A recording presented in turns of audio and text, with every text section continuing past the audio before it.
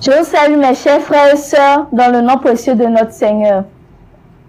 Ma prédication d'aujourd'hui a pour titre « Voici le chemin » et est tirée de Deutéronome 2, versets 1 à 3. Avant toute chose, prions. Je te remercie, mon Dieu, pour la vie accordée. Seigneur, enseigne-nous et aide-nous à le mettre en pratique. Au nom de Jésus, Amen. Lisons le texte. Deutéronome 2, versets 1 à 3. Ensuite, nous avons fait demi-tour et nous sommes repartis par le désert en direction de la mer des Roseaux, comme le Seigneur me l'avait ordonné.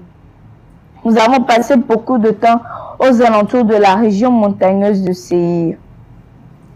Un jour, le Seigneur m'a dit que nous devions prendre la direction du nord, car nous avions passé suffisamment de temps dans cette région. Amen. Le texte de Deutéronome 2, versets 1 à 3, nous parle de l'événement passé dans la région montagneuse de Séir. J'ai structuré ma prédication en 3 parties sous-titrées. La première partie, fais demi-tour. La deuxième partie, Dieu parle. Et la troisième partie, Dieu montre le chemin. Dans la première partie de ma prédication, Dieu dit à Moïse de faire demi-tour.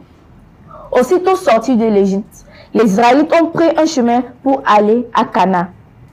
Le verset 1 dit, « Ensuite, nous avons fait demi-tour et nous sommes repartis par le désert en direction de la mer des Roseaux, comme le Seigneur me l'avait ordonné. » Ils ont pris une direction. Les Israélites ont fait demi-tour car c'est ce que Dieu les a ordonné de faire. Si nous estimons bien, Dieu a dit à Moïse, « Faites demi-tour. » Toi, chrétien, lorsque Dieu te dit, « Mon fils, ma fille, fais demi-tour », le fais-tu? Pourtant, les Israélites, eux, ont respecté l'ordre de Dieu. Mon frère, ma sœur, fais demi-tour. Faire demi-tour, c'est s'arrêter et faire réflexion de sa vie. C'est aussi se repentir. La fin du verset 1 nous montre que les Israélites ont un problème. Ce problème est qu'ils ont passé beaucoup de temps dans la région montagneuse de Séir, car il y a eu confusion.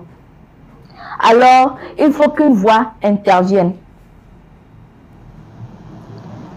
Un jour, le Seigneur m'a dit, dans la deuxième partie de ma prédication, elle dit, Dieu parle.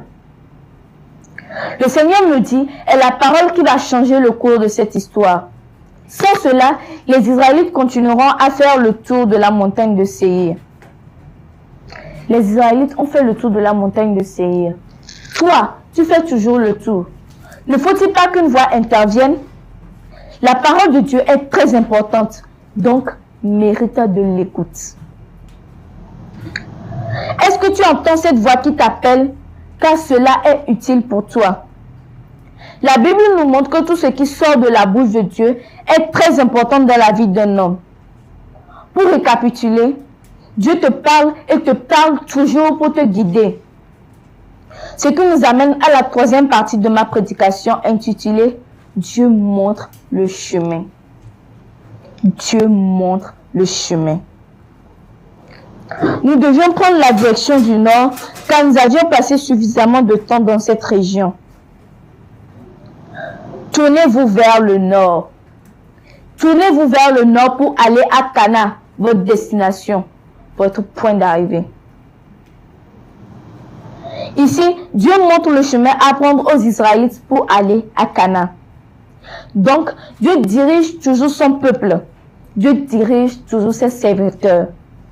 C'est ce qu'il nous montre dans Actes 16, versets 7 à 10, où Paul et ses collaborateurs voulaient aller à Bithanie, mais l'Esprit de Jésus ne leur permit pas. À partir du verset 9, nous allons voir que Dieu va interpeller Paul dans une vision où il appelle à aller à Macédoine. C'est Dieu qui oriente et nous devons rester à l'écoute. Nous devons aussi suivre l'ordre donné par Dieu. Alors, à nous aussi aujourd'hui, Dieu nous a montré le chemin qui est Jésus de Nazareth. Dans Jean 14, verset 6, Jésus dit, « Je suis le chemin, la vérité et la vie. Nul ne vient au Père que par moi. Mais bien-aimé dans le Seigneur, le chemin pour que tu sors de ton errance, c'est Jésus. Le chemin pour devenir enfant de Dieu, c'est Jésus. Le chemin pour se décharger de tes fardeaux, c'est Jésus. Alors tu as besoin de fixer tes yeux vers Jésus. Toi qui n'as pas encore donné ton cœur à Jésus, fais-le maintenant. Focalisons nos yeux vers Jésus. Le nord, notre nord, c'est Jésus. Comme le dit mon titre, voici le chemin. Pour retrouver le chemin, il faut faire demi-tour si Dieu te le demande et enfin prendre le chemin que Dieu te montre. Prions. Éternel de l'univers, merci de nous avoir donné la grâce de nous enseigner. Aide-nous à faire demi-tour et à suivre la direction, le chemin que tu as tracé pour nous. Au nom de Jésus, j'ai prié. Amen.